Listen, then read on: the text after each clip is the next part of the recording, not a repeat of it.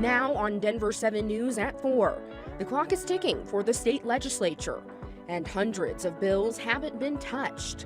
We hear from lawmakers about their game plan. Detecting COVID and potentially other infections well before you have any symptoms. How it could be possible with just your heart rate and step count from your fitness tracker. And it's getting easier to get the personal information that companies and data brokers have about you deleted. The growing service that's doing this. Plus, all eyes are on Sin City. We set the scene for this year's NFL Draft. Thank you for joining us. I'm Micah Smith. First at 4, there are T-minus 13 days left in the legislative session and still a lot of work ahead for lawmakers. Roughly 328 bills are left for legislators to decide on, including some controversial ones like the fentanyl bill, an election integrity bill, and a collective bargaining bill. We caught up with the leadership of both parties to talk about their priorities in these last 2 weeks. We need to restore that unemployment trust fund before we leave here, and we need to do it in a significant way. Some really significant climate, air quality investments.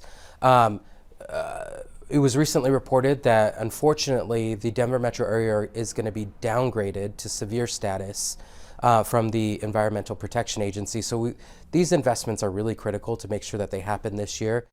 Because there are several big bills left, that will very likely mean a lot of the lower priority bills will have to be postponed and then brought up again next session.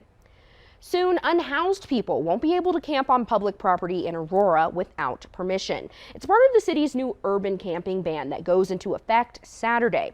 Here's a breakdown of the new ordinance. City officials have to give people living in encampments a 72-hour notice to relocate. And this can only happen if the city has open shelter space. There's also an amendment allowing the city manager to create a policy relating to storing personal property from the sweeps. City Council plans to discuss the amendment during a meeting on Monday. There's help in Aurora for people who don't have a place to go. Denver 7's Veronica Acosta introduces us to the street outreach team. There may or may not be people there. It's pretty new. Could just be a nighttime camp.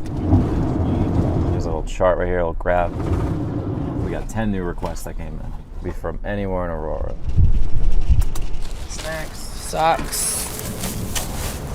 We go out to tents. We try to build and network those connections. Try to get people to come back with us if they could, work with case management. Michael Smith and Aaron Kay make up the street outreach team in Aurora. Hello. Good morning. It's a little difficult right now because we're the only team. We're the only two that are kind of doing this for Mile High Behavioral Health Care. On this day, Smith and Kay visited 2 encampments. This was the first. Mile High Behavioral Health Care. How you doing? Visits aren't usually quick. The team takes its time connecting with whoever they meet, offering help. If we can't get them housed right away, I want them to be able to survive. It's just ridiculous. I can't get my ID. I need $50 for a birth certificate. I can't, We can help with that. And then moving on to the next encampment. Hey guys, Mile High. Hello, street outreach. It's a tough job, but the payoff is worth it for Smith and Kay. Yes, I love my job, absolutely. Especially when someone takes them up on the help they're offering. We have someone willing to come back with us now because she wants a shower and to do laundry. Those are the little steps Smith and Kay hope lead those experiencing homelessness off the streets and into a home. I'm Veronica Acosta, Denver 7. New figures show the U.S. economy shrank for the first time since the pandemic started.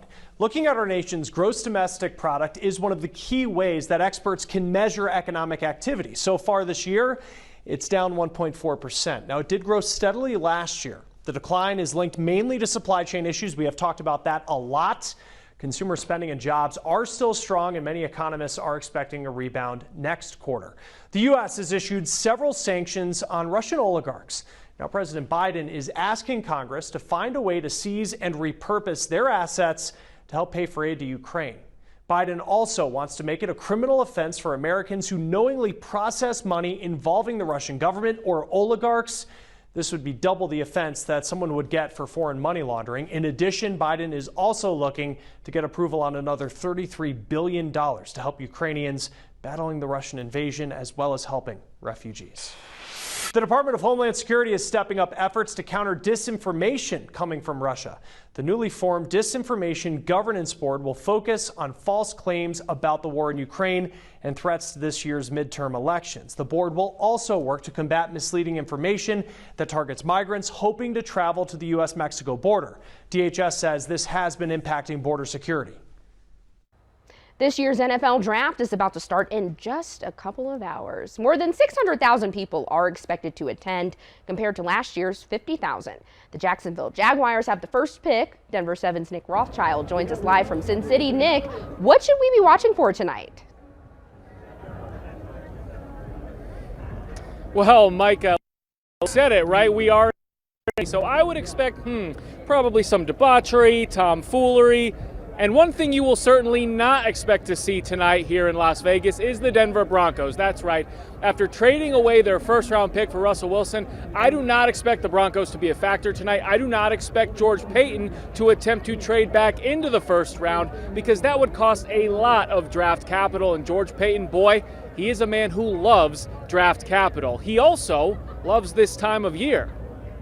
We're in a room, we're locked down, we're with the coaches, we're talking football, no distractions, very little distractions. It's all ball. This is the best time of year other than the season, and we really enjoy it. It's tough, I mean, to wait that long, and there's gonna be players falling, and I know I'm gonna get jumpy, and the room will get jumpy, but then when I walk over here to this presser and I see our quarterback throwing all those receivers, I feel pretty good about it. Don't get me wrong, I don't expect George Paton to be sat back with a cocktail and his feet up on the desk watching the first round of the draft like I expect most of Broncos country to be doing tonight, because that's the best way to watch this first round, knowing Broncos country that your team is primed to make the most out of their picks coming up on Friday and Saturday. And Micah, to see some drama tonight, so let's go ahead and get some popcorn ready and watch, because it is Las Vegas. It's a fair bet that there will be drama, debauchery, and tomfoolery. We have a red carpet going to the Fountain of the Bellagio, for goodness sakes. It's going to be fun. We'll check back in with you later. Today, the FDA laid out a plan to ban menthol cigarettes and all flavored cigars.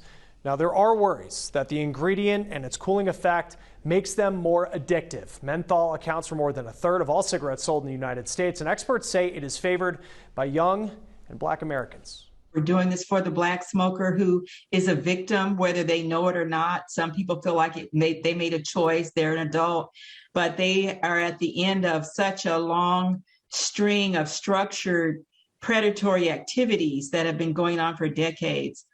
Groups like the African American Tobacco Control Leadership Council say aggressive campaigns have targeted the Black community. The Truth Initiative, you've probably seen their campaigns on TV. They say that tobacco and racism are really tied together. The European Union and Canada have both banned menthol. And the conversation did not touch on what do Black people want, that this is something that's going to hurt Black people. And the fact that in the United States, that's a big part of this conversation really is a demonstration of the racism that we have faced with this product and the benign neglect of our own government to protect us. Now, companies selling the products claim a ban will create an unregulated criminal market for menthol and could lead to increased interactions between police and the Black community. Now, Magruder disagrees because she says the ban targets manufacturers, not individual smokers. This FDA plan still has to go through a public comment period. The final rules could come out next year, but likely not go into effect until 2024. As the recent outbreak of bird flu continues to spread, we're taking a look into the actions that more zoos are taking to protect endangered and threatened species. And coming up, basic needs fulfilled, a new resource in Denver for the homeless community, no matter where they are in town.